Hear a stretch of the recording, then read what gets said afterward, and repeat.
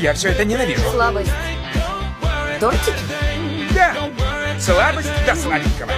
А еще я медленный и хилый. Я не могу, я хлеба не ел лет с 8. Серьезно? А почему у меня такая талия? Ну дай попробую. Стой,